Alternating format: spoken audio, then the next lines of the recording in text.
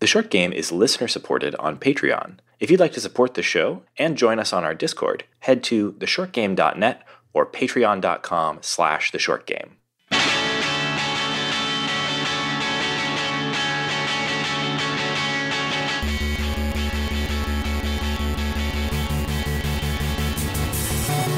Welcome back to The Short Game. This is a show about short video games, games that respect your time. I am Reagan Kelly, and I am joined by all of my co-hosts. Nate Heininger. Laura Nash. And Shane Kelly. And this week we are talking about a game called Katana Zero. This was a game that I had very briefly seen a couple of screenshots of, but wasn't really on my list when I was kind of hurriedly trying to rush through all of the games of the year discourse towards the end of 2019. But one of our listeners, who's also one of our patrons, thank you very much to Dave Giza, reminded me of this game's existence on our Discord while we were all having our conversations about Game of the Year. And I thought, oh, that sounds familiar. I feel like I've seen that. And so I went and looked it up and I was like, oh, this looks like a really cool action game, and that was exactly what I needed right now. I'm really glad we played this. Yeah, same. And so thank you, Dave, for recommending this. Shout out to the Discord. And I don't know for sure. I don't have to make that decision because we've already done our best of 2019. So I haven't put too much thought into it, but I think probably had we played this game when it came out, which was, I think, April of 2019, roughly, this might have been in my best of 2019. I absolutely loved this game, and I'm really glad that we are talking about it. I would like to ask a question really quick. And it is, we're in a world where they can send out an update to the movie Cats in theaters. A required update. Best movie of 2019, yes. Can we go back and can we do some DLC for our Game of the Year from last year? Can we do a DLC patch anytime on you our like podcast episodes? Yes. Add in a drop. Go check out this game and A Plague Tale, right? We've talked about that in the Discord too. We forgot to mention that in our best of 2019. Yeah, probably should have been somewhere on the list. That was pretty rad. And I think this is a pretty worth checking out game. I would not say, Nate, that it quite hits that high for me, and I have some things. There are some things to talk about. We got a lot to talk about in this game. Lest our listeners be looking for someone other than us to say this game is good, it did get nominated for Best Indie Game at Game Awards, and it was against Disco Elysium, Goose Game, Bob Is You, and Outer Wilds. Yeah. And so it's like in good company. Let me be clear too. I really love this game, but I think our discussion will show this is a interesting game, and there are some high marks on it, and there are some deeply confounding elements of this game that I hope that we really dig in on this episode. But it's a game for discussion. That is really well stated, Nate, because I thought you were going to go high highs and low lows. I was like, actually, it's not that the lows are low. No, they're not low. It's more just that there are parts of this game that left me extremely confused on a deep level. Yeah, there are no problems with this game, which is why I think it's so high on my list. But there are some things that I just don't know what they were trying to do. And my hands hurt so bad, and I don't know what's going on. Yeah. Unfortunately, I'll say most of the things that I find the most baffling about this game are things that we're mostly going to have to save for after the spoiler break, because they are mostly story stuff. But I will say, this game goes for it. Whether it hits or not, from this is all story. Just so you know, we're going to talk about the gameplay, and that's really what stands out. Yeah, that's where we're going to focus before we get to the spoiler break. The story in this game, this goes for it, and whether it hits or not, I don't know. I like that we didn't have this disclaimer for telling lies, and we have it for Katana Zero. Yeah, because Reagan pointed out earlier that this game. And I'll go a little farther here. This game has a 4-line, 1-paragraph description of its gameplay in its Wikipedia summary, but it has 1, 2, 3, 4, 5, 6, 7, 8, 9, 10, 11, 12, 13, 14. It has a 15-paragraph explanation of its plot. And we're talking about an action platformer. And length to beat is about 7 hours for me. So it's like 2 Yes. paragraphs per hour of story. And these are not light paragraphs.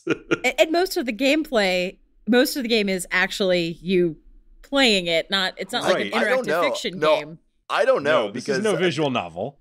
I don't know because that was Although my it does have very interesting dialogue systems. yeah, my first takeaway from this game as I started playing it is for an action platformer, there is a considerable amount of dialogue and choices and story. I would argue that it is depending on your skill level, you spend about as much time engaging with the action platformer element as you do reading and engaging with the characters.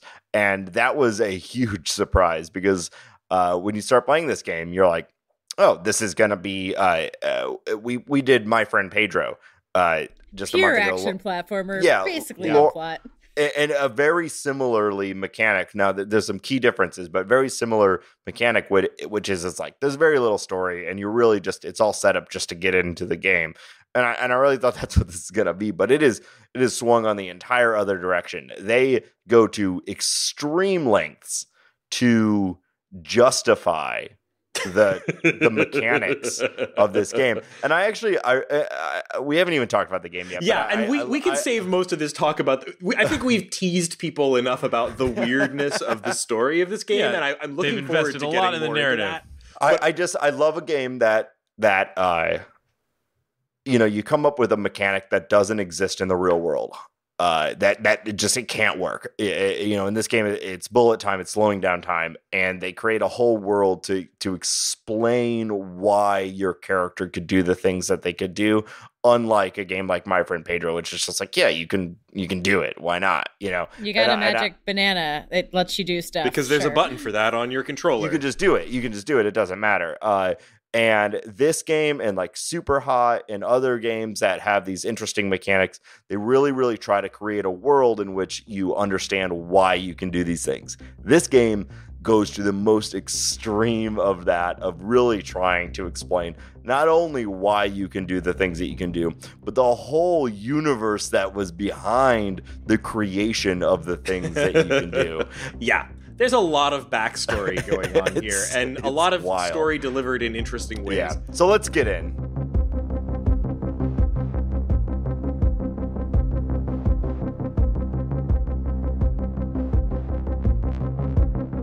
I want to talk real quick before we dive into talking too much about the actual mechanics of the action.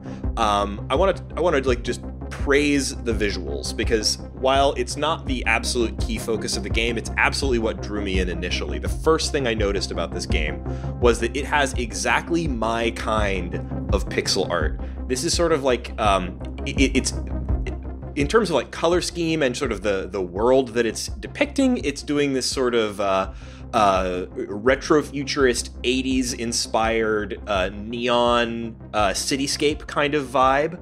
But all of the art, I would say, is this really good 16-bit style pixel art, but it's that sort of like modern style that's imitating the great things about the 16-bit era of pixel art with fewer limitations, in terms of things like color scheme and like sprite size. Everything is very expressive and cool looking.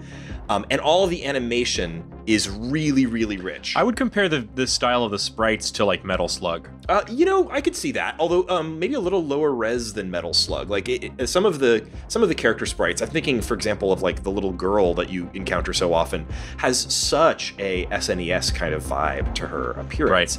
Right. It feels a bit like Metal Slug because of the they've got a lot of frames of animation, so everything is moving constantly. Characters have this sort of like living bounce to them even if they're just standing still. And all the character sprites are great. The main character sprite is just one of those things where you instantly see it in a trailer or on a screenshot, and you're like, I want to control that dude. He is this little, I mean, he's a sprite, but like this samurai-looking dude who's wearing a bathrobe instead of a kimono, and he's got a big samurai sword. He's got his hair up in a kind of a loose ponytail, and is just an incredibly cool looking dude. And you see that little sprite and you're like, I want to control this dude. You know, I couldn't tell it was supposed to be a bathrobe. Well, it's commented on several times. But then they talk about it over and over again. I thought, oh man, cool little ninja guy, right? And then everyone in the game world is like, are you wearing a bathrobe? Yeah, I would not have known it was a bathrobe if they didn't constantly make fun of him for wearing a bathrobe. Yeah. I wasn't even sure it was a male at first, and then they say, he enough that it was obvious. But the bathrobe jokes are constant and pretty funny. Sprites are great, though. Well, that is sort of the nature of pixel art. There's always some level of it where you have to sort of fill in those gaps yourself, or the game has to clue you in on things that aren't visible at the scale of the pixel art. The other thing I want to mention about the pixel art style here is that the game does a lot of really nice... I mentioned that it has great animation, but even specifically stuff that I see done wrong a lot. This is maybe talking more about my particular pet peeves when it comes to pixel art, but it really bothers me. Like, if you go back and listen to our episode about Golf Story, one of the big things that took me out of that game was that it's a pixel art game where they're not paying attention at all to the sort of limitations of pixel art. So like they'll have objects rotate in ways that don't match up with the pixel art grid, or they'll have some objects that have pixels of this size and other objects have pixels of this size, or they'll have things like text that isn't actually done in pixel art at all and looks really odd overlaid on top of the pixel art style.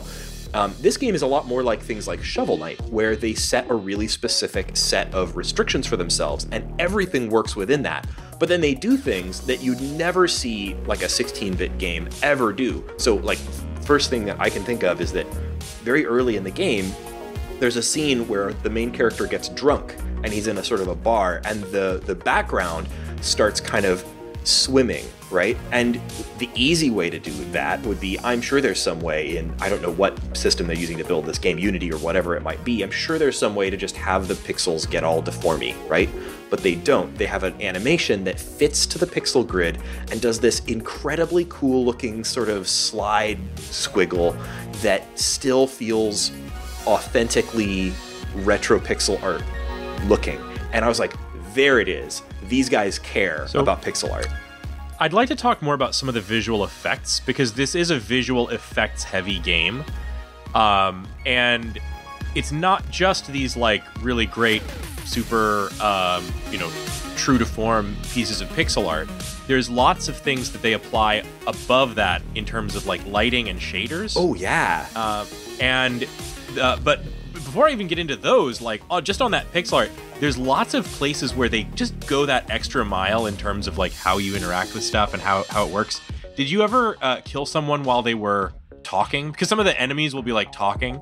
Did you notice how the letters and stuff spill out of the text bubble and like fall across the screen? Oh, that man. That sort of detail is really wonderful. And then the when I'm talking about the effects and shaders, I think we have to kind of call out that there's one style to this, and this is an extremely synthwave game, right? So you have the everything from that lighting and the color palette to the retro-futurist use of technology, like with VHS tapes and stuff like that, to a lot of the of course tying in with the soundtrack, which is also kind of a synthwave, vaporwave thing. There's even kind of in that whole overarching style. One of the fun little Easter eggs that I think I noticed was, did you guys see? You saw the little statue head that you would sometimes pick up to smash people with. Yeah, that's like I think that's the statue head from Floral Shop, kind of the original vaporwave album. Nice. Which is, like, if you look at it, it's a very, very much kind of a seminal inspiration for like vaporwave and then later synthwave. I did not pick up on that, but that's pretty cool. It's really they nailed the visual language and style of synthwave, and they I think also have a lot of like really great inspirations that are both part of the visuals and part of the gameplay and the story. Like, this is clearly a game about an assassin, so obviously it's going to visually and story-wise be inspired by something like Leon the Professional, right? So the story is a huge inspiration from Leon the Professional. It's very especially the emotional core of the story is all the very same. And I don't know. It even had a lot of other little inspirations like Hitman and stuff. I'm starting to really want to get into talking about the story of this game, even though we really need to talk about you walk into a room and kill people with a sword. So we'll get there eventually. But another note on the visual thing, and you talked about this just a moment ago with like the VHS part. Every time you start a level, the screen sort of like shutters down, similar to tracking on an old VHS, right? Where you had to go and like adjust the tracking. And there's a lot of elements of like playback and it's sort of like recordings and watching old tapes, and a lot of the levels will feel like you're watching it on an old tape deck, even though this game seemingly takes place. Well, it's in a totally other universe. Or even narratively, you'll find that you in the story are sometimes playing tapes that are themselves levels of the game. Yeah, and you go to like rent a movie at one point, which is, obviously trying to pinpoint a specific era as well. So, yeah, aesthetically, I think we've kind of explained it, but it's really a cool aesthetic. It's an aesthetic that really drew me in initially. And then obviously the other big thing that's I think the big draw of this game, the thing that's a big success for this game is, essentially the gameplay, the combat. It's the easiest way to explain it is to draw a comparison to Hotline Miami. It's probably the number one thing I've seen it compared to, although I think it's a bit different from Hotline Miami. I mean, for one, it's a platformer instead of being a top-down kind of view. But there are a number of other ways that it's different from that. You're playing as a swordsman, so you're not shooting people. You are exclusively doing sort of melee combat. It's all one-hit kills, so somebody shoots you and you are immediately dead. You have no health bar or anything like that. And so generally, each level is a sort of a little self-contained stage. Many of them fit on one screen or a couple of screens scrolled vertically or horizontally.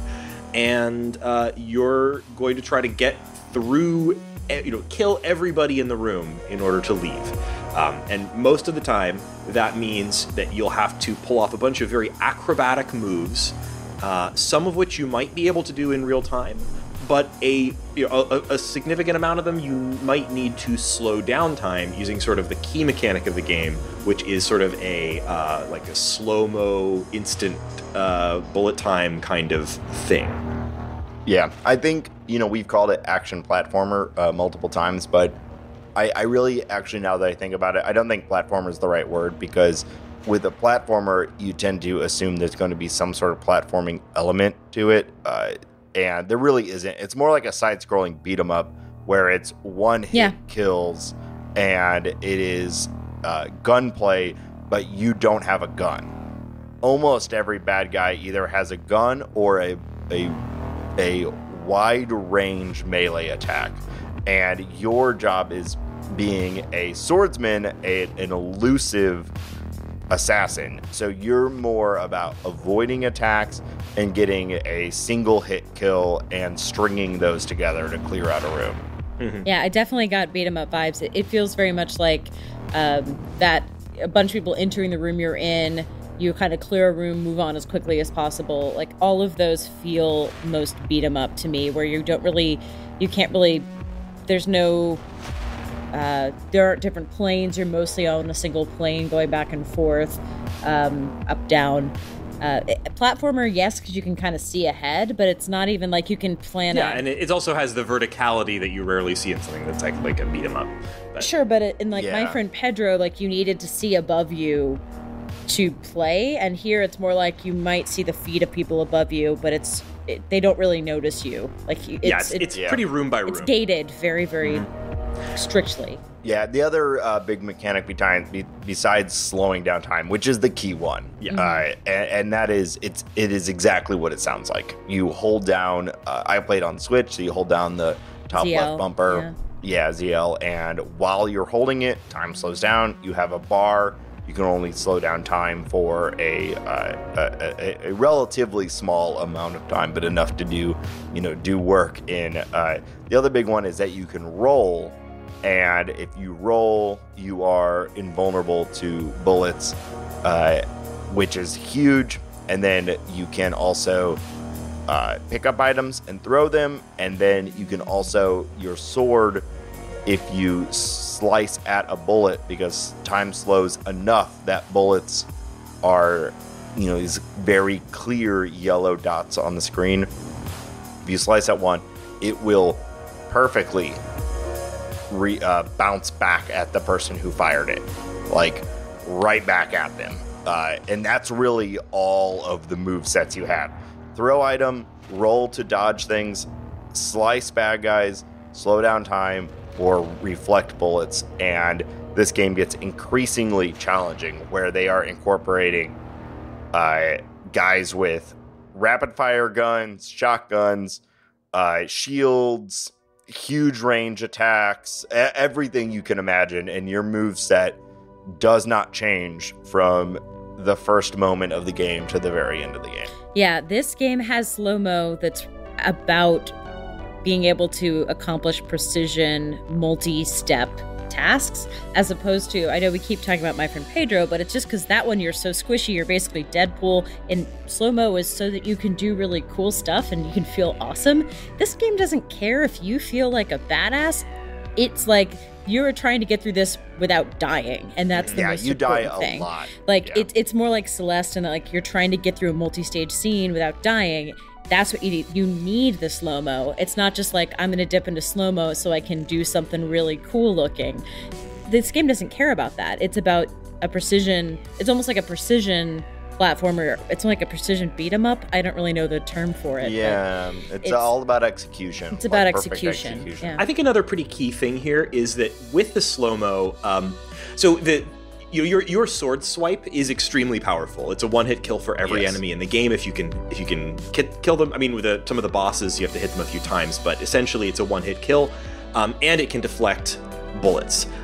And if you're playing at normal speed, it feels like you can do it almost instantly. But when you're playing in the slow-mo speed, there's actually you're able to perceive the almost instantaneous refresh of your sword swipe as being, actually, it's got quite a long cooldown if you're really slowing things down. And so it turns what is, if you're playing it at full speed, this absolutely frenetic, incredibly fast action into something that's almost more about planning than execution, somewhat. Like, it's about judging the scenario and trying to figure out, okay, there's 3 guys coming at me. This guy has a shotgun, but this guy has a rifle. This other guy's just going to try and hit me. And it's about making a plan and then having to execute on that plan. Okay, in order to do this, I'm going to have to, the guy with the shotgun looks like he's going to fire first. I need to dodge roll towards him so that I'm behind him by the time his shotgun goes off. Then I can kill him, and then I'll hopefully need to make some time to wait for my sword swipe to refresh so I can deflect a bullet from the rifle guy. It's all about sort of judging the timing and executing on these little micro plans that would be incredibly fast action at full speed, but it just gives you just enough time to execute on them at the slow-mo speed. Yeah, it's really, really satisfying too. It takes a couple tries, but it allows you to make these little plans for these rooms, and it becomes less about figuring out what you're supposed to do and more about executing it, which there's a balance there, because that's like a thing that we struggle with on puzzle games, where it's like, is the challenge figuring out on a puzzle game, I want the challenge to be figuring out what I'm supposed to do. But when I figure it out, I want to just be able to do it, right? And it can be frustrating if I figure out what I'm supposed to do and it's like really annoying to actually do the thing. On a game like this,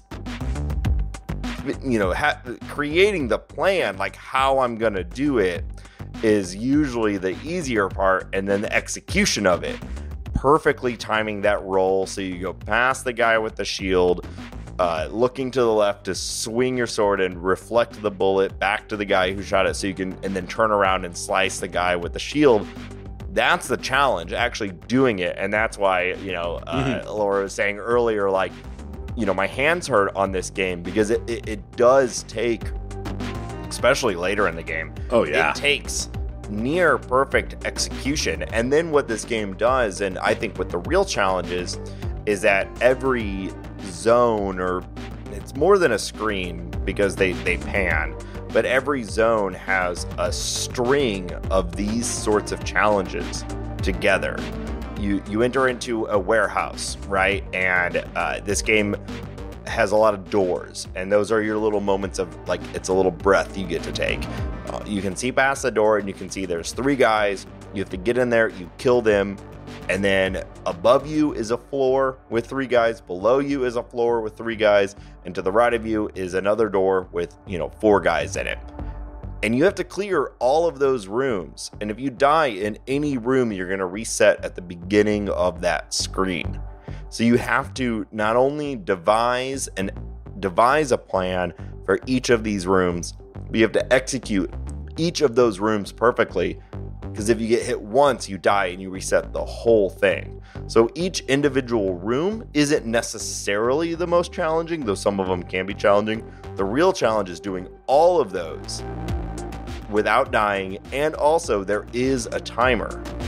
Now that rarely was what caused me problems. I think I died by the timer like 2 or 3 times out of the hundreds of levels in this game. But there is a timer, so you can't just sit there and think forever. There's always something pressing you going forward to try these rooms.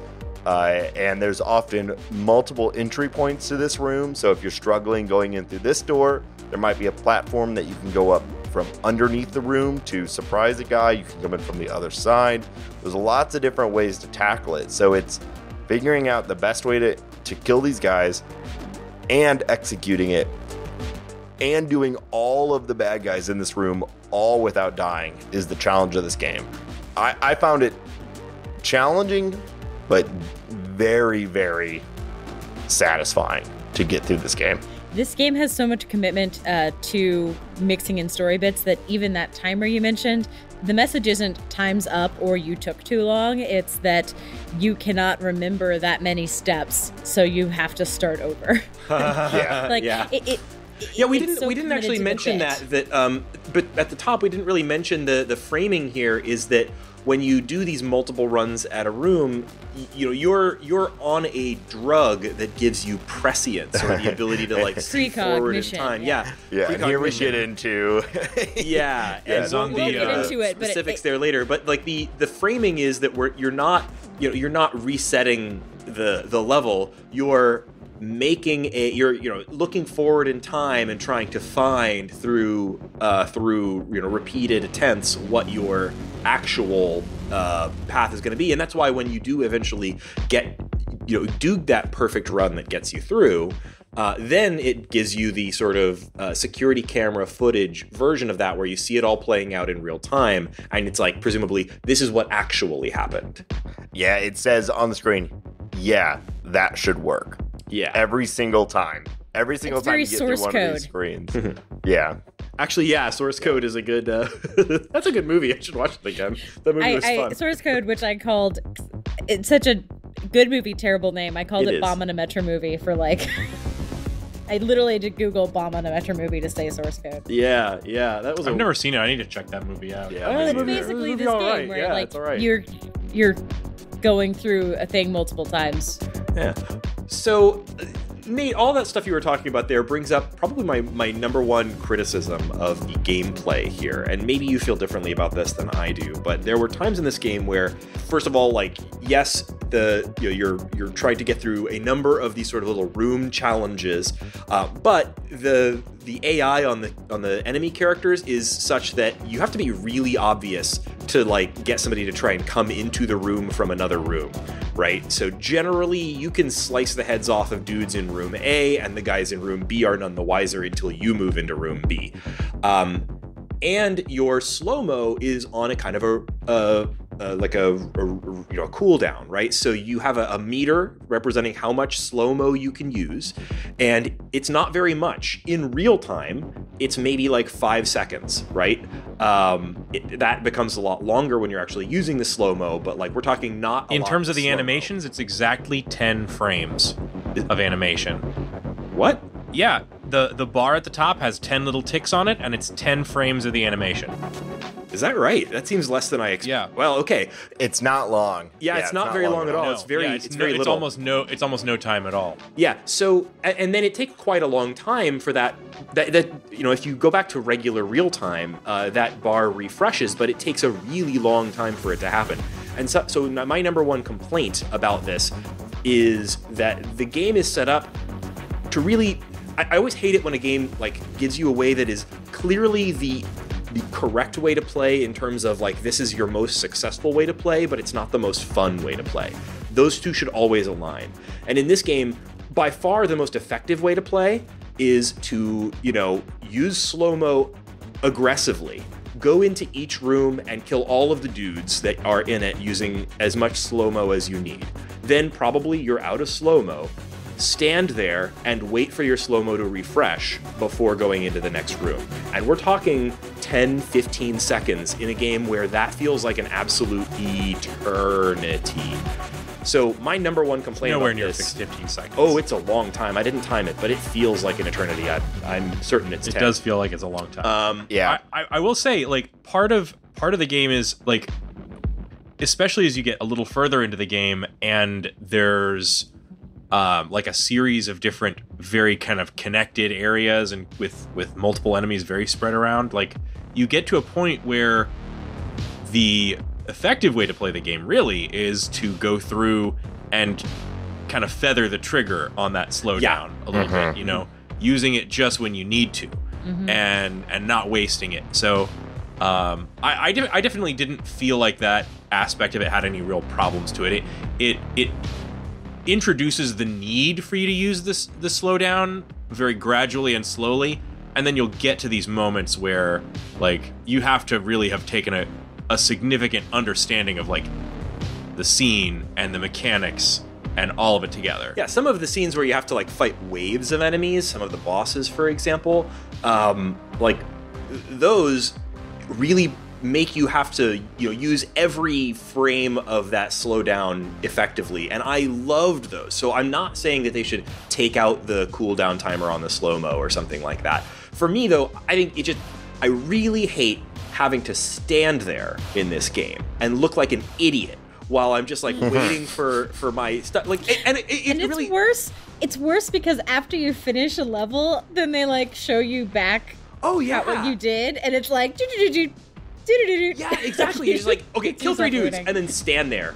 Stand there. Yeah. Stand there. So stand there. It does make He a was like a lot. Sonic attitude toe tap. I skipped almost all of the rewatches. because I found them embarrassing. I didn't find those particularly interesting. I wouldn't. They're so good in Pedro, and then here I was like, I don't care. So if I can respond, so a couple thoughts. One, I almost never watched a replay either. I thought they were completely unnecessary.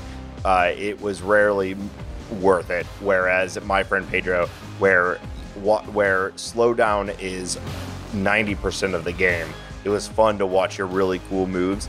I think on this game, first of all, Shane, your tactic of like feathering the slowdown, so where you're only using slowdown for like seconds at a time, I think that's really what this game is going for. And so if you're using your entire bar of slowdown in a fight, then you're overusing it, and they really want you to be a little bit more real time, a little bit more actiony with it, and sort of memorize the fight. And so I definitely found in some of the later stages, I was practicing the fights in slowdown, so I knew how they would behave. But when I was actually playing through it, I was mostly playing it in real time and just using the slowdown to reflect a bullet or to to grab a thing or throw a thing, right? So I'm only using a couple frames of the slowdown. That being said, there's absolutely times where I would use the full bar, but I really saw those as moments to take a breath And I thought of it as those scenes in like action movies like John Wick or whatever, where, you know, you just had this like hyper violent moment of like, you just, you know, in this game, you cut off the heads of like 4 different dudes. And now you're taking a breath to in this game, look into the next room and make your plan. Yeah. Now on your 6th, 7th, 8th time, yeah, you don't need to make the plan anymore, and you are sitting there waiting for the bar to recool.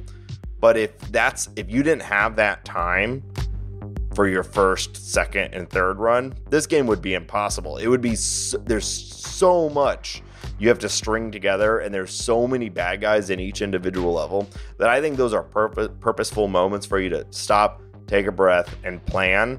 And it's only when you have to do them over and over and over again that those moments of waiting add up. And it really is only like 10 seconds at the most for that bar. I just wish that it would have like included some way to quickly refresh your bar by doing something manually, maybe that makes you extra vulnerable, just to, you know, like crouch to speed refresh or something like that. Just as an option, so that those times when you are going through this level for the 10th time, where you're, you know, going down through 10 floors and you keep dying on the 9th floor, you know, then like I felt like I was doing a lot of standing around, and frankly, like, it really did sort of feel like, oh, now this ninja's going to stare at the wall like an idiot before going downstairs again. Yeah, like, I just can't imagine doing, like, I know what level you're talking about. It does make sense, yeah. I just can't imagine doing that level, what you're talking about. I know what one you're talking about, where you're going down like 10 flights of stairs. I can't imagine doing this game without at least a moment to sit and like let your hands sort of refresh, and for you to go like, okay, I know, like, this guy, I have to go down the stairs, roll, jump, and slice down. You almost have to like remember like the pattern for each stage. And if it was really that nonstop, you would never get through this game. Now, I want to get to talking about the story. Obviously, this is going to be an episode where we have to do a spoiler break. But before we move on to talking about like the conversation system and the story, I wanted to just very briefly talk a little bit about the soundtrack, which is very good, and it grew on me over time. Like, I didn't 100% love it at first, but I grew to quite like it a lot. It's very synth wavy, and it's although there are also some pieces that are not synth wavy. I actually quite liked the like classical piece that plays whenever you're in your psychiatrist's office. But it says the web tells me it's composed by Ludowick and Bill Kiley, and I'm not familiar with either of them, but I thought that this soundtrack was really good. And the game puts a little bit of a spotlight on the soundtrack by every time you begin a new stage or like area, there's a moment where the main character, the samurai, takes out a little Walkman, and you hear the sounds of a tape being pushed into a Walkman. And a very, like, I don't know what you call it, like, a little pop-up appears on screen to tell you what the specific song is. Sure. That's what you would call it. That, yes. Yeah, a little Winamp, you know. Very much like pops that, up. Yeah. Oh, this would have been a good Winamp theme.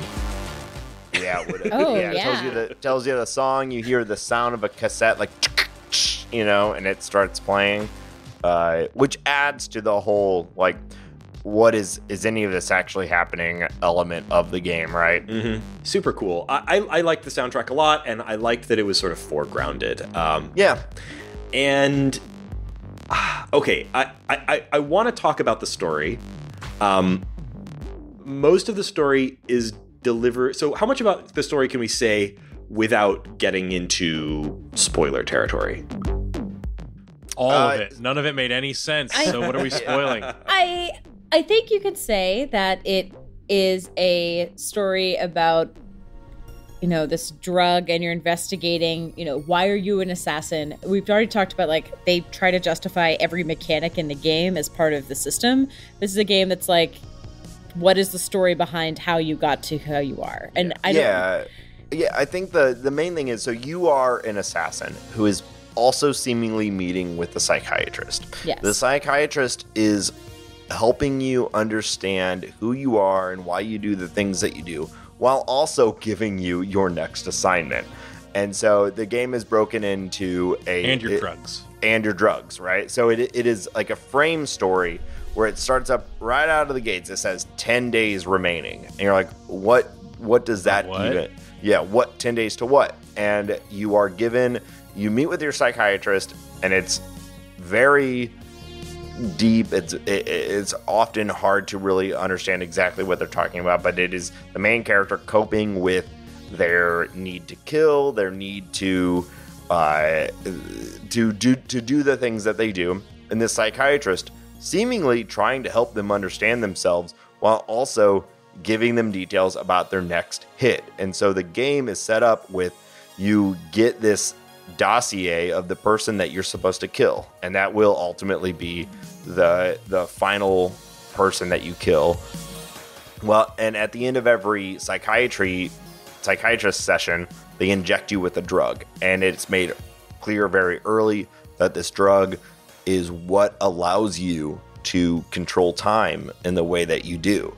You are a moment-by-moment time-traveling assassin. You don't know why you do the things that you do. You don't know how you've ended up in this place, other than that you seem to be a veteran of a war that happened a while ago. You are at the employ of this shady organization that has you kill people in exchange for this drug that allows you to be a like near perfect assassin. And a lot of the game is trying to figure out like who you are and why you do the things that you do, and why are you being hired to kill these people, and what are the connections between all the people that you kill. As you kill these people, you learn more about the story, you learn more about their connection to you, to the drugs, to the psychiatrist, to this entire world, to the war that happened 7 years ago. It is very, very complex, and as I said at the beginning, often confounding, because there are characters that seem to exist maybe in your mind because of the drug, maybe they're real, I don't know. There's a whole Greek chorus thing going on that is... I think we're getting into spoiler territory. Yeah. Let's say that. So, yeah, it's weird. It's very, very weird. Yeah. But all of this story is delivered mostly through dialogue. It's not exactly like... it's not. We're not talking about... there's no voiceover in this, but it's all done through on-screen text dialogue that is extremely... This is one of the things about the game that I think is the most interesting, even though I don't think it always 100% worked. Shane, you kind of mentioned the dialogue system earlier in the episode when you talked about how there's parts where you can slice the dialogue in half with your sword when you're killing a dude, and it kind of like falls onto the ground. But tell me about the dialogue system. So there's a lot going on with the dialogue in this game. I mean, the scenes that you have conversations are surprisingly interactive for how if I told you were about to play a game that was going to have long sequences in between your fights where you're just having characters talk to each other and maybe making some dialogue choices, generally that's going to feel pretty slow, especially in a game that's as fast paced as this, right? But this one actually does something really interesting, which is like, every time you're presented as you're having the speech from the other party in the conversation, you generally have the option to immediately mash your button and interrupt them, talking over them and saying some phrase that in the dialogue tree is presented kind of in red. It's like and it's usually like the rude interruption option, right? Mm-hmm. And characterizes your little ninja guy in a particular way. But then if you wait and are patient, it shows you more options if you let the other person essentially finish talking before you speak. Sometimes you can say the same thing, and often you just say a lot more that is more considered. Yeah, if you use the red option, there's like the sound of glass breaking and the dialogue box explodes a little bit. They do such great work to create an evocative appearance of the dialogue. Characters' language is there's like a little girl that's a main part of this game that she's often talking, and her words are sort of wavy and colorful, and when someone is really mad, their words are big and red. They get smaller when they're like whispering. It's just really, really great, like font work. I don't know how else to say it. Yeah, that's true. Yes. That most reminded me of some of the like visual dialogue in Undertale, which also did a lot of really great work with like text presentation that also conveyed something about the tone or meaning of the words. They go beyond just the presentation, though. There's a lot of places in the game where they add these little mechanics on top of the conversation. Not just stuff like the kind of glass break interruption option. There's other times where your ability to kind of see the future and replay or rewind a scene becomes a mechanical part of your conversation. Talking your way out of a dangerous situation or winning at gambling. There's a lot of really neat little moments where this game tries to kind of blend, and I think often successfully blends, the world of slicing through enemies with your katana and actually like interacting and engaging in the plot and the story. So there's a lot of really interesting crossing of those streams. Yeah. Another game that this reminded me of, both from the writing style as well as the world and sort of the tone of this game, was Read Only Memories, which is a game that we did not too long ago. And you say not too long ago, but it's been a while, dude. Yeah, I guess it has been. Time is a flat circle, and we've been podcasting for 5+ years now. I know, right? Compared to the podcast, it's relatively recent. It had some similarities tonally and as well in the world as well with that game.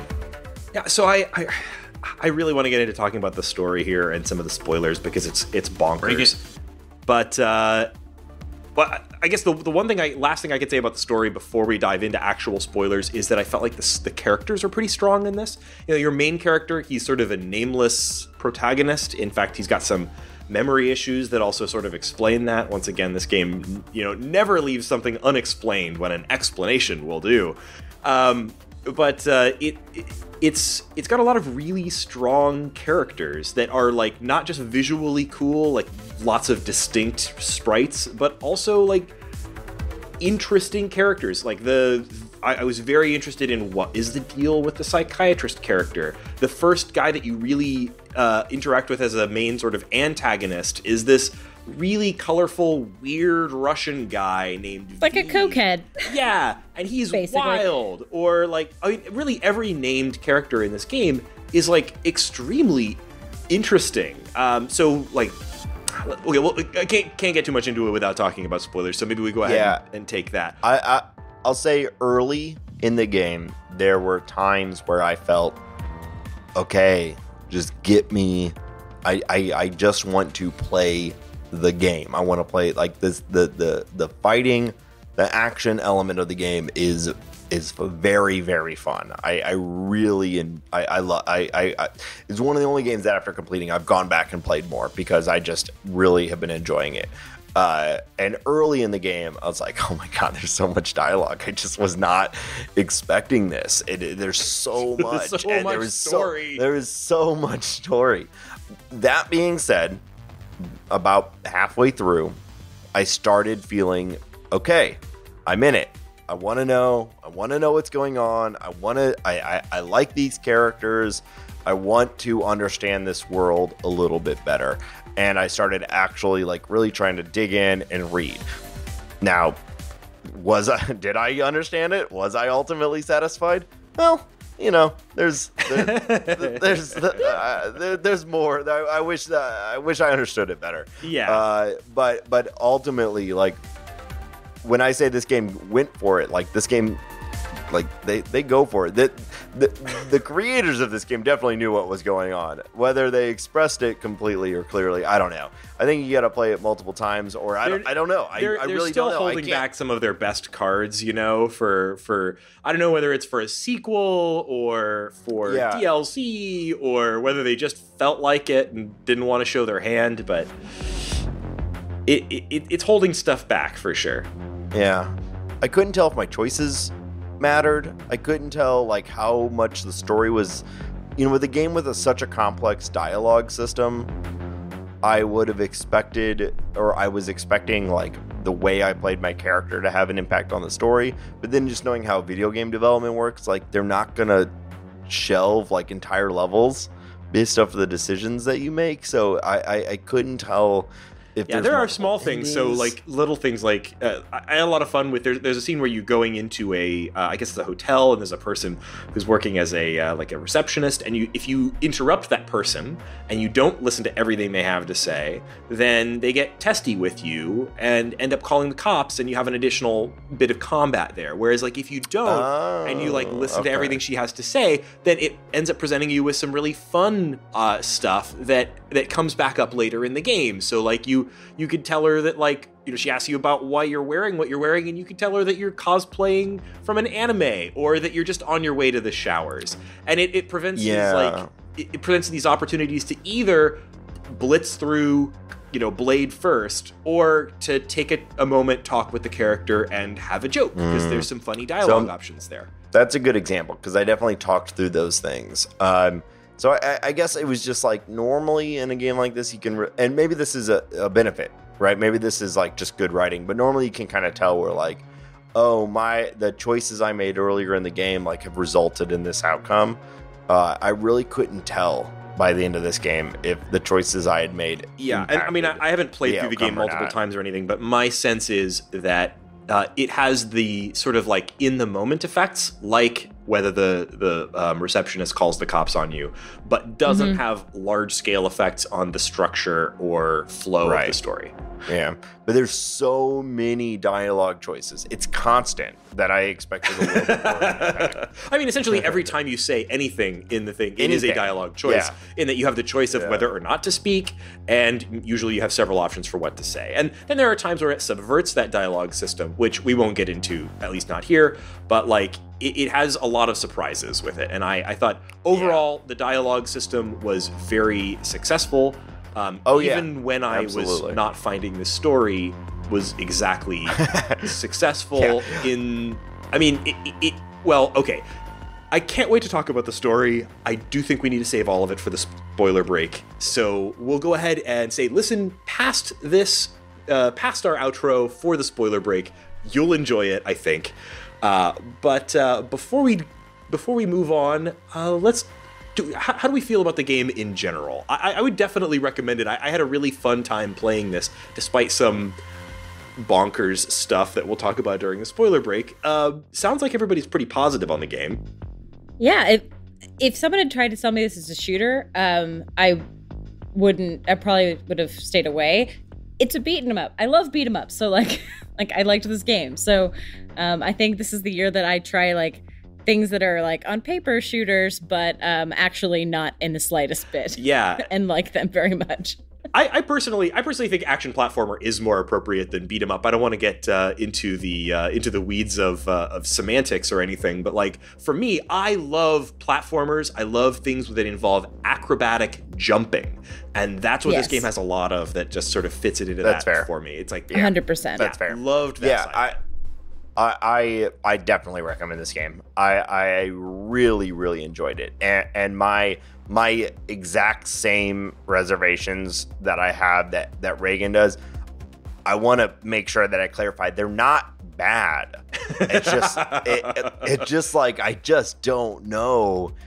You ever watch a movie and just be like, wow, that was a lot. There was a lot going on there. Yeah, that's bad. What it is. It's just a lot. It's definitely conceived. They thought about it. Like they have like a Bible for this game, that like they used as a source of truth. Like I definitely think that like there is an answer to everything. It just was maybe exposed in a very confusing way. But I love a game that goes for it in the way that this game went for it. I was surprised at the depth of the characters and their attempt at adding clarity to the world. At the end of the day, though, the game was fun, and I love the mechanics. I had a great time playing this game. I definitely recommend it. So I played it on Switch, which was perfect. I played it both handheld and in the Switch mode on the big screen. It worked either way. Yeah, I played on Windows, worked great. It was on sale on Steam, so I bought it there rather than on Switch, and I did not regret that in the slightest. Although, it's the sort of game where I think, if you prefer to play on the go, then grab it on Switch. If you prefer to play it on your PC, it's exactly the same experience. I don't think this is something, I don't think there's anything magical about playing the Switch version of this. No, it just worked for me. I'm glad everybody had a good time with it, and thanks again to our listener Dave Giza for recommending that we check it out, and I'm glad that I did. I had some frustration with it sort of in the mid-game. I will say that if you get stuck in this game and you feel like, this is bullshit, give your hands a rest. I definitely found that most of the times when I found myself getting frustrated with this game, I just walked away, let my hands heal. Yeah. And then I came back to it, and whatever was frustrating me, I'd either find a slightly different approach that worked really easily, or just find that the execution was suddenly easier when I wasn't at the end of a long play session. I'll also say, timeline-wise, I played this on Steam, and my Steam play clock says 7 hours. I think I actually played a little less than that. I think for most people, you'll probably complete this in between 5 and 7 hours. Which I think is a great length for this. I'm not sure I would have wanted it to be much longer, particularly with the story density that it had. I think personally I could have dealt with a 10-hour game that spread the story out a little thinner. But I think they had a story they wanted to tell. They had a certain number of levels, and they wanted to put it in between those levels, and they goddamn well did. So overall, very much recommended. Stick around after what's making us happy for the spoiler break. Before we talk about what's making us happy this week, I do want to remind our listeners that this episode, this podcast, is supported by our listeners on Patreon. And if you want to support us, you can go to patreon.com/theshortgame, where you'll find we've now started releasing patron-only content. Basically, what that includes is one episode so far, but we hope to make more of a habit of that. We have a nice episode where Shane and I talked about our number 2 long game of the year, Control. Control was really, really good, and really, really enjoyed it. And if that's something you're interested in hearing us talk about, we've got an episode that's exclusive to our patrons. I want to say that Control episode's really great. I do say so myself. Yeah. I'm glad to hear it, Shane.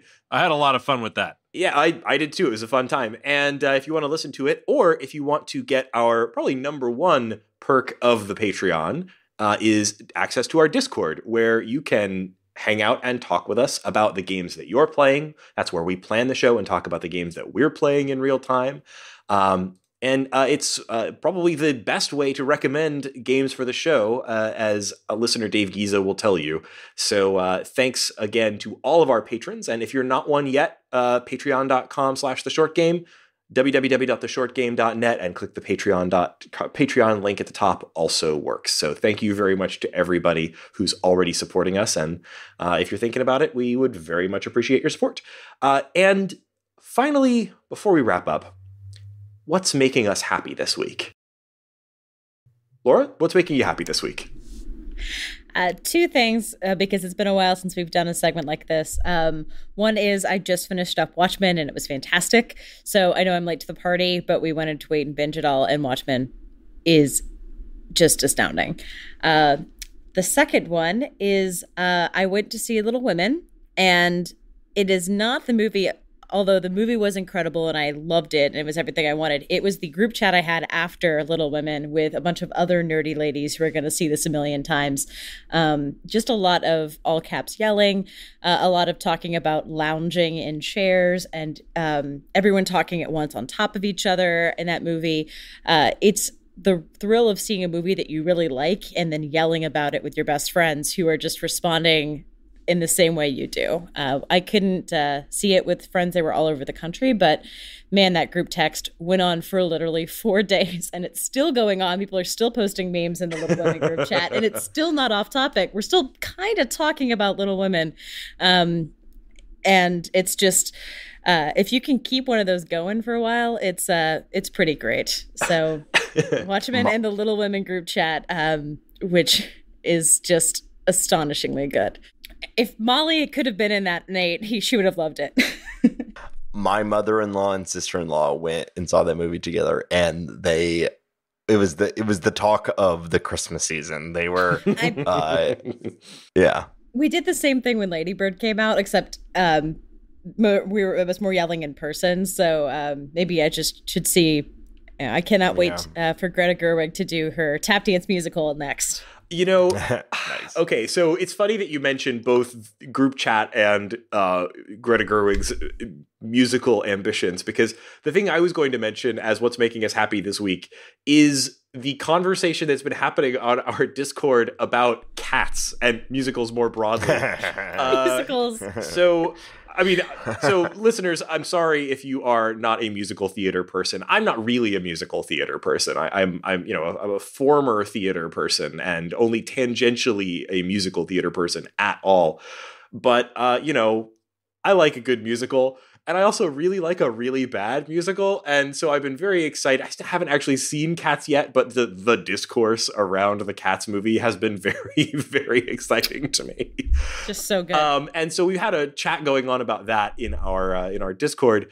And we spent a good long while here over the holidays trying to pound out, like, okay, Cats is bad, but like what are the musicals left that would make good movies? And Laura had some great ideas. Some other listeners, especially Mark was very active. Thank you, Mark Bramhill, friend of the show, had some really great ideas. And that's the kind of weird off-topic discussion that you will find on our Discord. Sorry to turn everything into a pimp for the Patreon, but I've just had so much fun talking about musical theater on our Discord this week that it was definitely the little thing that made me happy this week. So I wanted Justin yelled at me because I was not shopping in Trader Joe's. I was too busy responding to the Discord chat about musicals. I saw the trailer for Into the Heights the other day, and I'm very excited about that. Oh, me too. Yeah. Very excited about that one too. Nate, what's making you happy this week? So I subscribed to Disney Plus, mostly for one, The Mandalorian, and two, for my 2.5-year-old daughter, so I could have easy access to the other stuff. Thank you, Daddy Disney, for giving us access to all of your back catalog. But we happen upon a show that I was aware of, but I was very glad to start watching, which is the remake of the DuckTales show. Oh yeah. Has anyone watched that? I have watched 6 episodes that have played. How is it? Super into it. Looks good. It's great. So one, there's the nostalgia factor. So if you watched DuckTales when you were a kid, and all of the DuckTales universe and spinoffs, they definitely do some pandering to that crowd, and it works. It works. But also, they've employed a lot of my favorite voice actors and comedians: Ben Schwartz, Danny Pudi, Bobby Moynihan. There's Jim Rash. There's a lot of great people that are in it. But it is legitimately funny, and they also have some very heartwarming episodes. It gives me some Futurama vibes, when Futurama would like really go for it in that, like, we're going to do an episode that's going to make you cry. Like they do that. And specifically, there is an episode that they use what is my favorite video game song, which is the DuckTales Moon song. Oh, yeah. They, from the original video game. Incredible. It's, absolutely incredible. They add some context to that song and insert it into the world that it was actually a lullaby that the DuckTales kids' mom would sing to them before they go to sleep. And that adds this like heart to that song that was already like one of my, my favorite video game songs. And they do things like that all over this show. And it's not just every episode, they do like a continuity, and it has like an arc, and it's funny, it's charming, it's heartwarming. That voice acting is fantastic. It is chock full of cameos that you're gonna love. The Laura Rogelio from he's so good. Oh shoot, what's Jamie, what's the name of the What's the name of the show, though? Jane the Virgin. Jane the Virgin. Rogelio is from Jane the Jamie Virgin. Camille. Yeah, there's just Jimmy so Kimmel. many little cameos. Jim Rash, Community, and all that. So it's just fantastic. It's fun. It's funny. It works for adults. It works for kids. So it's been making me happy. We've already watched both seasons. They're working on a third. It's worth it. So check it out. Awesome. Shane, what's making you happy this week? Well, I mean, it's been a really wonderful Christmas for me. This has actually been one of my best Christmases probably of my life. It's been a really nice Wow. year for me. Aw. One thing is Reagan has moved home, of course, Houston was always your home, Right. but you're finally back in Houston. My son is now just old enough to like really understand Christmas. So this has all in all been a really great Christmas. But a couple of things have been super fun for me over these holidays. One was just sort of some people that I've really gotten to be friends with and kind of having a lot of good times with down at Coral Sword. It has been just getting to know a bunch of people and playing D&D with people for the first time. And I get to play D&D for the first time with Hunter Pence, who started Coral Sword and is a awesome baseball player. Nate, I know you know about him. Yeah, this is wild to me that He won the World Series twice. So big time with the Giants. He's incredible. Yeah, he's really cool to watch on the field. Nate, tell people that I don't know anything about baseball, though. You've said it, but basically, for longtime listeners of the show will know that I'm a big baseball fan. Live in St. Louis, Cardinal fan, all that. And it's driving me crazy that Shane down in Houston is now playing D&D with a very well-known MLB star of the last decade. He's won he's won multiple World Series. He has a very unique and interesting playing style. He's always seemed like a great guy from like. He has a very unique and interesting Dungeons and Dragons play. Yeah, I can't believe it. I've literally been privately messaging Shane about how I can get down there and play D&D with Hunter Pence. I have a whole other part of my life. I have a Slack with just a bunch of people where we talk baseball all the time, and I've been like, hey, a good friend of mine is playing D&D with Hunter Pence, and they're all losing their mind. It's just like it's awesome. You don't like expect. These are two worlds that I did not expect to ever cross over. And my D&D life and my baseball fandom, and now there's a possibility for me personally to be playing D&D with a MLB All-Star. It's mind blowing to me. And Shane's like, "Who's this guy?" And I'm like, "What?"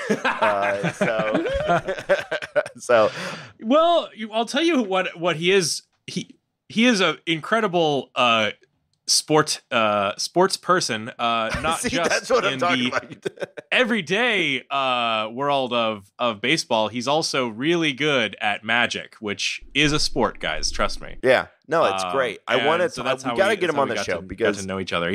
I need to understand how he balances those two, because baseball in particular has an unfortunate stigma of it being like a good old boys thing, right? It's like a bunch of like dudes, and they just only do dude like, yeah, we're gonna drink beer and we're gonna play baseball. And I gotta understand how he has balanced like Magic the Gathering and D&D with his professional sports career. And I just want to know. So I need to talk to him. Get him on the show. Let's figure it out. That'd be really fun. I had a really awesome time playing D&D with him. His wife Lexi is really cool. Met their cousin Brandon. Yeah, just rub it in. All of them were actually really good at D&D. She's really cool too. She does a lot of she streams games online and stuff like that. So I just think in general they're both just really dedicated gamers, and they love to play. So it was really cool. Yeah. And the other thing that really has been pulling me in this year over the holidays, apart from all the other wonderful things, is usually this time of the year I am just worried that I'm eating too many holiday cookies and getting fat. But instead this year, all of my Christmas gifts have kind of come together to maybe help me get more fit. I am playing this new game Ring Fit Adventure from Nintendo. This, if you haven't seen this game, it is in the kind of tradition of Nintendo sports fitness games, like the Wii Fit. But the gameplay gimmick to this is, first off, it's much more of a game. It's like there's like a real game going on here. But the piece of exercise gear is like a what do you call these? Like a Pilates ring or something like that? It's very Pilates. Yeah. Exactly. Yeah, and so you're basically, you clip one of the Joy-Cons onto that, and the other one goes in a leg strap, and then you play this game by basically doing Pilates. Like the ring has a flex sensor and and positional sensors and on your leg. So you have to like actually run to make your character run, and then you fight monsters by like doing little exercises, and all of that is actually done really well. The game is honestly super fun. My son, my toddler, loves to watch me play this game because daddy's up and making a fool of himself in the middle of the living room while this gigantic Chad dragon is like flexing on me, and That you're sounds sending awesome. like flying phantom fists at monsters that look like kettlebells and stuff like that. It's really great. And so that plus my wonderful wife gave me an Apple Watch this year. So I'm tracking my fitness on the watch, and I'm playing this game, which, I mean, another just weird piece of tech. The little IR camera on the Joy-Con is actually used to take your pulse in this game.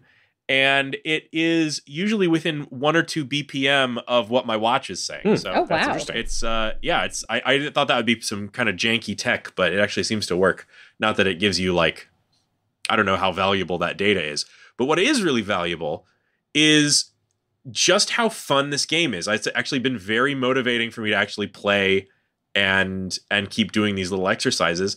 And it has a really the exercises feel good and effective, and it gives you lots of feedback. So that's another thing I think this is just overall, I haven't gotten to do one of these making me happy segments in a while. I've got a lot to talk about, but the main thing is I'm just feeling very happy. That is awesome. That's me. Yes. It's a Nice. good holiday. And I am too, and thanks very much to all of my co-hosts. I'm looking forward to an exciting 2020. It's going to be an exciting year for the show and just in general, I think. And so, yeah, listeners, thank you for listening to The Short Game. If you want to find our show, you can find us on the web at www.theshortgame.net or Patreon, of course, as I mentioned, patreon.com/theshortgame. You can also find us on Twitter @_shortgame. Or you can find me on Twitter @RayganK. That's RayGank. Laura, where can people find you? You can find me on Twitter @LauraJNash. Nate, where can people find you? On Twitter @NateSTL. And Shane, where can people find you? Also over on Twitter @8bitshane. And I promised you a spoiler break. So, ladies and gentlemen, here it is, your spoiler break.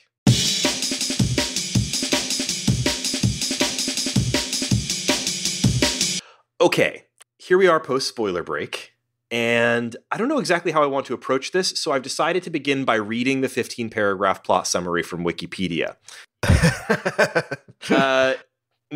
Scratch that. I'm going to give you guys my understanding of what happened, and maybe you can correct me or elaborate or expand on it, because, Okay, so the game takes place in a sort of cyberpunk retrofuturist world. It's not our own. It is the aftermath of a massive war called the Cro-Mag War, which is an interesting name that's never elaborated upon. Against the Cro-Mags. Right. And they won. I guess they won, right? Yeah. So, and you're in a place called New Mecca. Now, I still don't know what a Cro-Mag is, and I'm pretty sure I played most of this game. What is a Cro-Mag? There is no, I don't know. No one knows there what is no Cro-Mag is. definition of what the Cro-Mags are. They definitely lost. Our people lost. Our boys, the New Right. Mecca soldiers, presumably, right? But I can't tell what the repercussions of their loss are because they're Right. all in their world. Well, lot of except for that nouns. it's broken into districts, Hunger Games style. But there's the third district, the second district, and the first district, and there's like no kids in the third district, so that they've been placed into like Yeah, maybe they're occupied in some way. It's a little hard to tell. But so the other stuff that we learn about our world here is that during the war there was some sort of super soldier program, and our main character was one of the subjects of that super soldier program. They were all given this drug called Kronos that gave them some sort of precognition and the ability to totally wreck ass with samurai swords. And but it has serious side effects, namely that if you go into withdrawal from it, then you can kind of get stuck in your own head, in a sort of like time slows down to a crawl kind of way or something like that. That's what I gathered from it. Am I right so far? Yeah, they imply that when there's the neighbors that are like rocking out for the first half of the game who are then murdered. They by imply V, that, right? V did that, or by V. Yeah, that they are not actually dead, but they're stuck in some sort of like waking coma. Like that he gave them Kronos to like. So it reminds me of that scene from did you guys see the really fucking cool I thought maybe it was a Billy Pilgrim do you remember that really fucking cool Judge Dredd movie from a few years back with I love that movie. So there's a drug in that's very similar in that it sort of, you take it and it slows down time.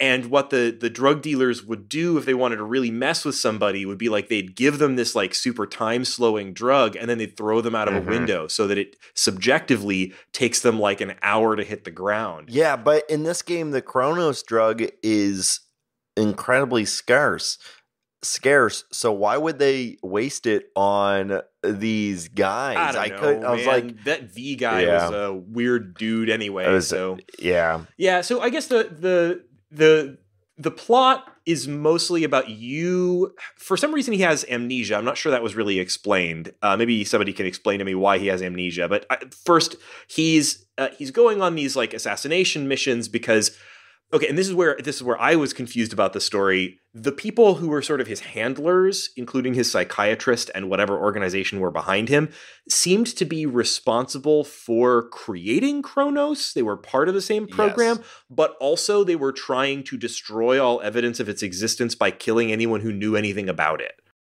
Yeah, so I think the main character is the last subject of the test. They're one of the gammas, as they call them. They are the very last, or at least either the last test group or the last individual to have gone through this test.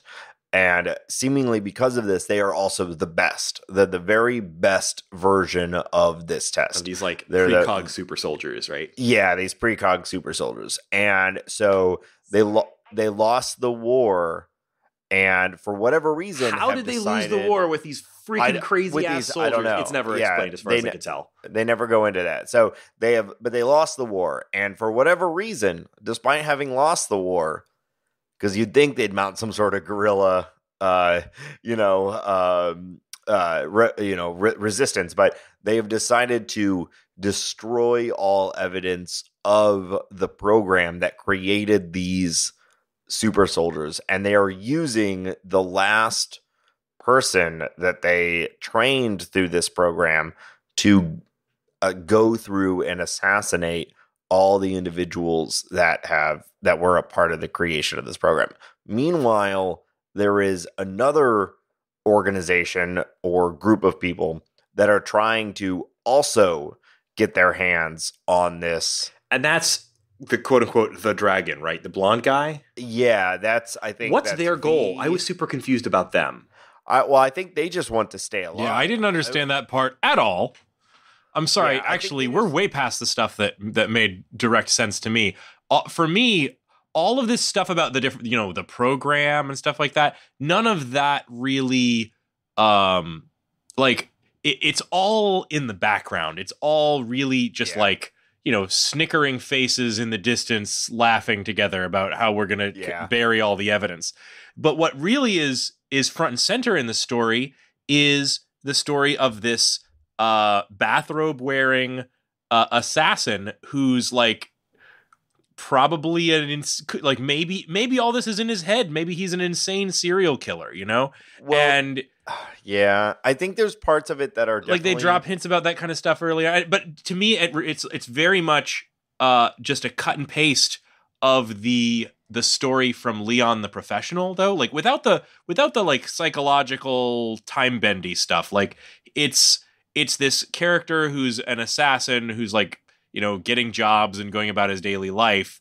Like meanwhile, he's isolated and cut off emotionally and socially, and you know, you have these scenes of him in like interacting with a neighbor young girl, you know, who's that whole element is exactly like Leon the Professional, but it's very much this like isolated but hyper competent assassin characterization, right?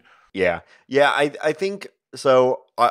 I think there are definitely elements that are happening in his head, and then I think there are elements that are real. I do think that there's the amnesia element is some sort of forced amnesia. I think that whatever his handlers, they have wiped his memory or something to create the persona of the current of the assassin as he is now. And then I think the side plot of the little girl and all of that is what you're talking about, Shane, which is like this humanity like poking through despite all of the shit that is piled on them, right? Like at the end of the day, most people are going to treat a child with some care and concern, and that's what this person is doing, and all of their actions, they're like they don't really have any control about it. You know, what's a little frustrating about the storytelling is that the part that Shane's referring to, the sort of, which is essentially a side plot, and that also gets kind of like, it's complicated at the end. We're already past spoilers, so I'll just say that like there's the game strongly implies that the little girl was in his head the whole time. Although then, of course, in a post-credit scene, it's like, but was she? Ooh. I don't know. Yeah, but like that was the part that worked. Like that was the emotional through line of the game, and the whole story of the program and the war and the stuff, that was the part of the story that didn't really work for me. And so it was a little frustrating to, as the story went along, for that part to be foregrounded more and more and more, and the bits with the little girl become essentially something that like was just there to remind you that this guy wasn't a total killing machine. Yeah, so I have a slightly different take. So I thought that the program and the war was all actually pretty well defined. I thought that it was kind of a cool idea that like the creators of this drug. I'm not saying it wasn't well defined, because they clearly pour information about it into you at every opportunity. Like they will never pass up an opportunity to tell you everything they know about it. About the war. No, well, the thing I liked about the war plot is not so much that like we're hearing the history of this war, but again, it's like back to the what I think is maybe the other emotional core piece to the main character, which is the fact that he's a veteran, right? And they go into several scenes where they have you play out interactions around just his experience of maybe being a veteran with PTSD. There's a sequence with a homeless man that, you know, can go very different ways depending on how you react to some things he says about the war, about like your service. Or there's the sequence where he gets drunk in a bar. And that's where Reagan's favorite visual effect, the pixel grid perfect skew of the bar as he becomes drunk. Come on, it was really cool. It was a really good effect. It was a good effect. But those scenes, like where you're interacting with people and like discussing, you know, kind of talking around the trauma of war, I think were really interesting. And then as you get through that, it does kind of veer back into the science fiction side. Like there's a point where I think the main character to himself says, it's not PSD, it's this fucking drug, Kronos, man. It's not PTSD.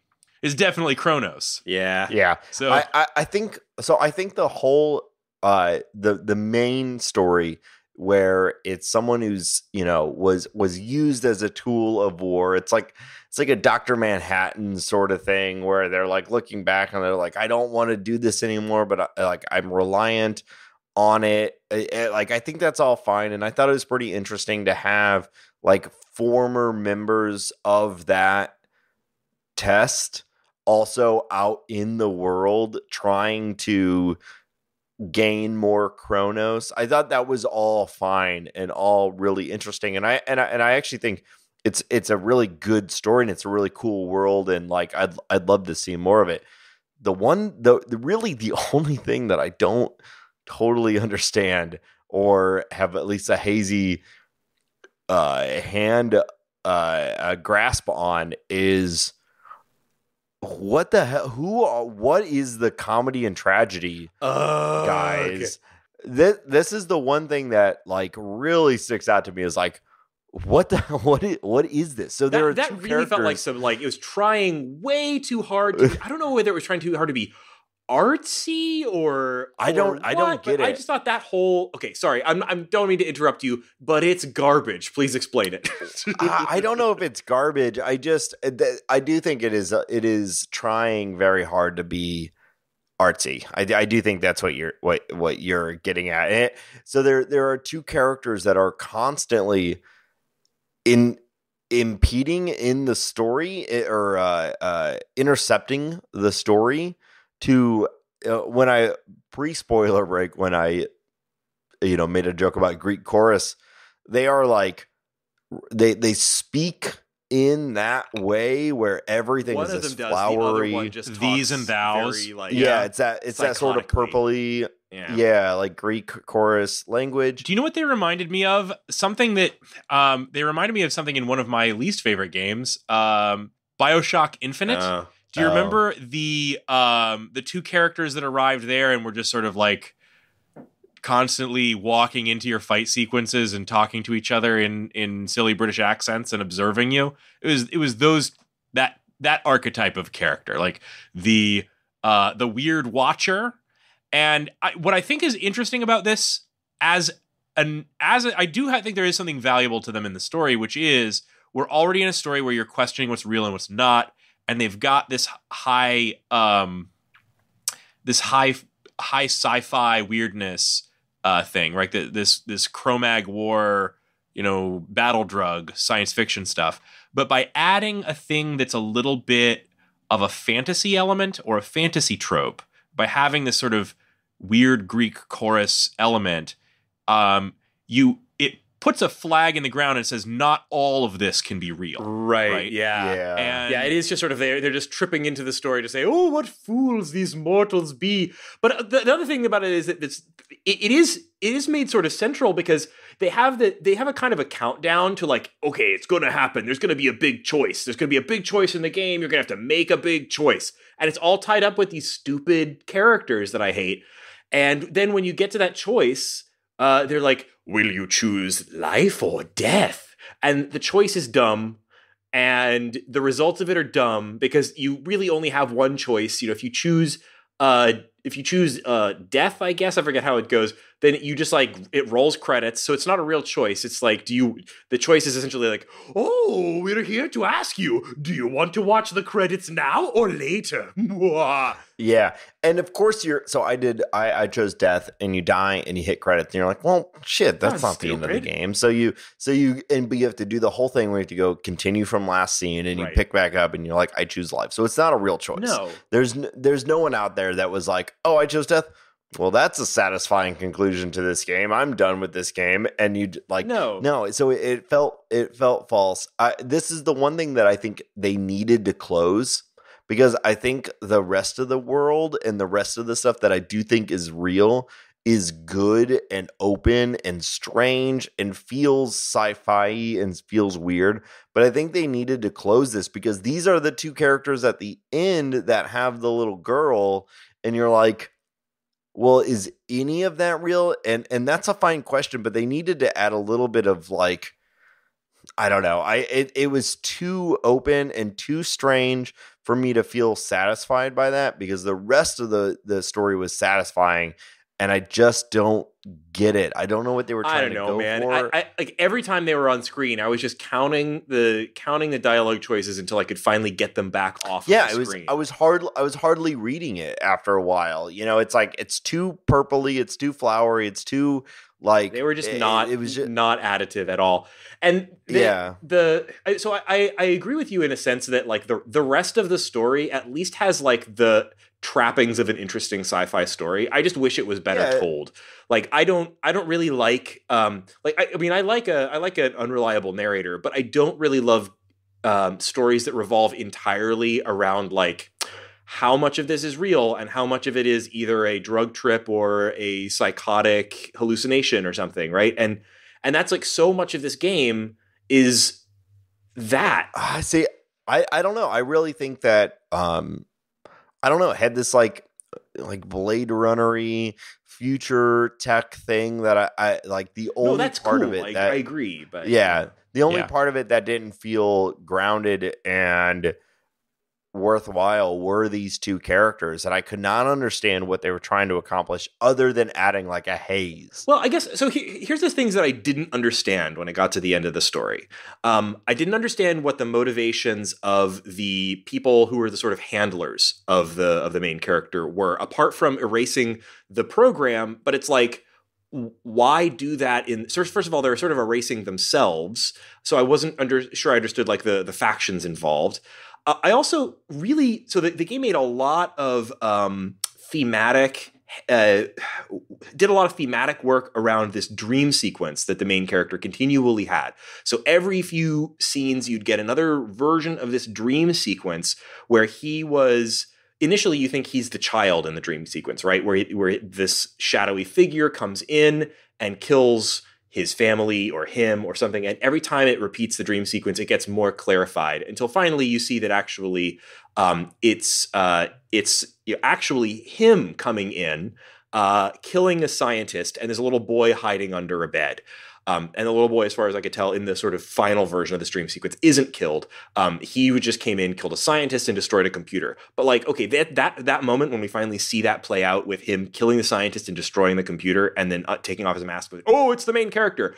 Like, so what? I didn't understand what was the computer. Why was the little boy important? Why is it important that he died versus didn't? Who was the scientist? What did that scene freaking matter at all? Essentially, the big reveal of that, as far as I could tell, was like he'd been having dreams about back when he was in the war, but we already knew he was in the war. What was revealed there? I didn't understand from a storytelling perspective. That seemed like it was supposed to be like what the game was building to, and I just didn't get why it mattered.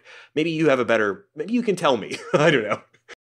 No, I don't know. I think that was potentially the invention of Kronos, and he like went in and... It can't have been. He was already a soldier at that point, right? I don't know. Yeah, but yeah, no, I agree. I don't know. I don't know why. I don't know why that mattered at all. And it was this like it was treated as this like big reveal that like was built Reagan, up to. I was hoping that we would have this discussion. Normally, the way this works is you explain things to me because you do the research, and I don't know. I've read the 15-paragraph Wikipedia summary. I still don't know what it meant. I have no idea. I don't get.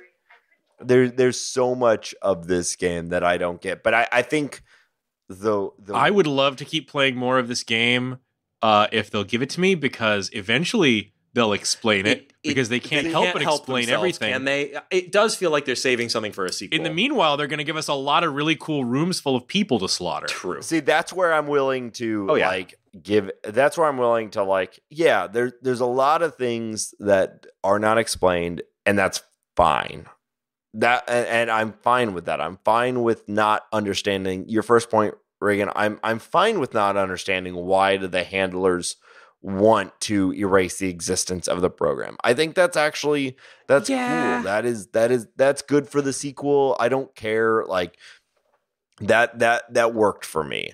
I'm fine with this like hazy enemy that wants the Kronos drug for whatever reason they want it, whether it's to survive or whether it's to like propagate their own worldview. I don't know. I'm fine with all that. That's all like action movie bad guy stuff. It was I do agree with you that the ending, the revelation that it was actually he's not the little boy, he's the one who kills the scientist, meant nothing to me. I had no idea what that was supposed to expose. That was confusing.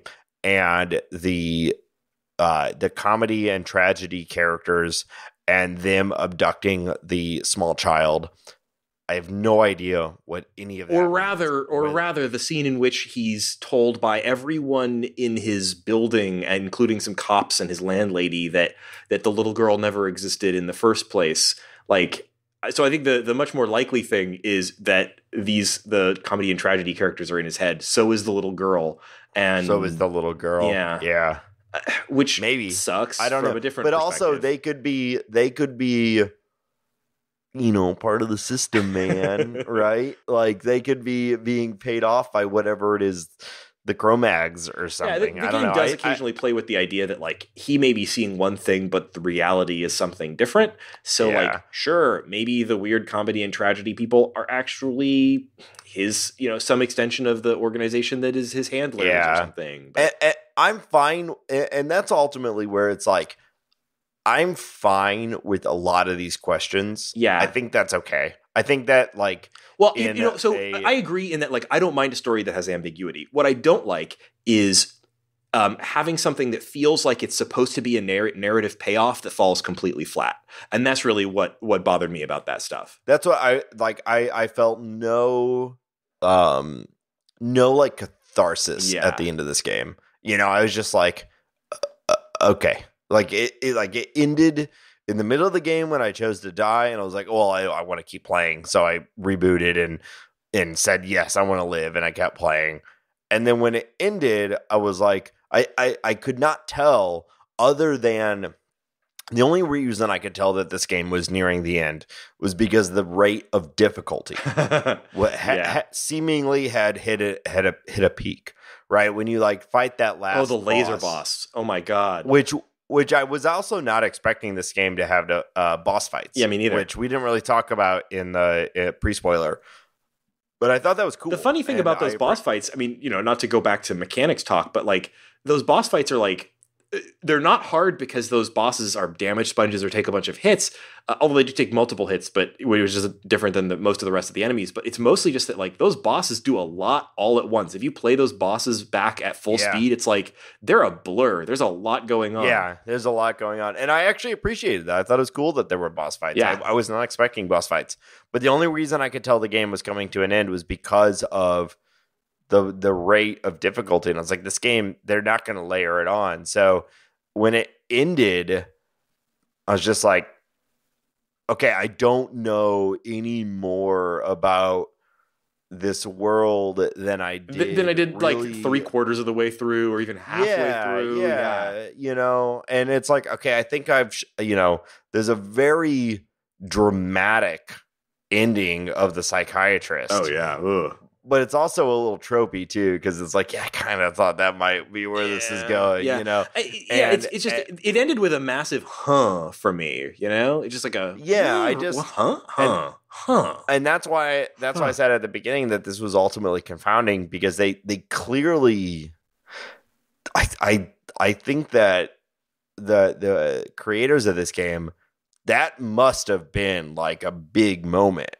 Right? Like, oh yeah, we're gonna blow their minds here. But really, when I played, I'm just like, well, what? So this is a game. This is a game where the story kind of has to blow your mind. That's the style they're going for. But what really blew my mind about this was the level design. Right. Yeah, it's a good level design. Sure. Bosses are great examples of good level design, but I mean, they have lots of really interestingly designed levels here. Like, they managed to make a minecart level that I thought was cool. I forgot about that. They had lots of levels that had a variety of different ways to kind of interact with them, whether it was like different layers going inside and outside of a building, or levels with switches, levels with really cool theming. levels that had really interesting layout, like the one with the elevator where you were going up and down and getting the, all across the board. This game had really killer, awesome design to the levels. But that's the thing about this game, right? That's why I both love this game and am so like deeply confused by it. It's like there's so much thought that went into this game that I think ultimately they forgot about a player who doesn't know all the things that they hasn't know, already read their story right? Bible, hasn't read their 15 paragraph Wikipedia summary. No, I think it's so great to be like lost in the story like that. It's like that's one of the most fun. I wouldn't mind story and be like, what's ambiguity going in the on story. here? I wouldn't mind if I think this story was like just the storytelling of this game was badly in need of an editor, and not just like maybe two. They need like a film editor and like a writing story editor to come in and really like hash this thing out and like turn what they've got, which is a lot of fucking story, into like a real fucking story. Like it's just like it's like 90% of the way there, but it's got like too much in some places, not enough in others. It just needs another pass. Yeah, the game either I agree with you, but I will say that I think the way that this game presents its story is intentional. Like think about the dialogue option to like just interrupt the so how many times in this game can you just like mash a button and say shut up and give me my drugs, and like that's the fastest way to get to the next murder, right? That works in this game top to bottom narratively. So but also there was a moment I straight up refused the drugs. An entire scene I was like, you know what, I'm not going to take these anymore, and I refused the drugs. Every time I said, no, and you end up ultimately storming out of the room without taking the drugs. And in the next scene, you do the fight as if you took the drugs. And the next moment you're in the psychiatrist, like he forces the drugs on you. So it's like, there was no, I was thinking like, wow, wouldn't it be cool if after refusing these drugs, I don't get to use slow-mo during these fights? But there was nothing. It seemed to have zero impact that I absolutely refused the drugs. So I'm sure they have a narrative explanation somewhere in the story for why not taking the drugs didn't do what you didn't think it would do. They've got the dosage figured out down to the milligram, and they know how much he needs to get through the next level. I'm sure they do, but I didn't see it in the game. Yeah. And that's ultimately where like I think that's where I think the miss is that at the end of the day, the story ends in a way that does not match the satisfaction of the game, because I absolutely loved the gameplay of this game, and I would play this game without any of this story, and I enjoy it more, and maybe, well, I don't know, because I love that they went for it. That's right. It's like 80% of the way there, and I just wish there was something that added one ounce of catharsis. One thing that like I like blasted through this story the same way I wish I could have blasted through these levels, like mashing buttons at 1,000 miles an hour. I probably should have played it that way. At that pace, all of these little narrative issues that you're describing vanish, and it becomes way more awesome. So just do it. You know, I think that is a plus in that, like, maybe the story isn't great, but it does give you the option to largely skip it by cutting it through your sword. I think the story is great. I just wish that there was something that brought it all together. Yeah. I don't know. Maybe we're running short on time. I am gonna have to edit this thing. Yeah. I swear to God. Like, oof. So I think I can call it there. But I'm really glad we played this once again, and I really enjoyed it. And even with all the bonkers story stuff, sometimes you watch a movie and your jaw's on the floor because it's beautiful, and sometimes you watch a movie and your jaw's on the floor for other reasons. And this was one of those other reasons experiences for me.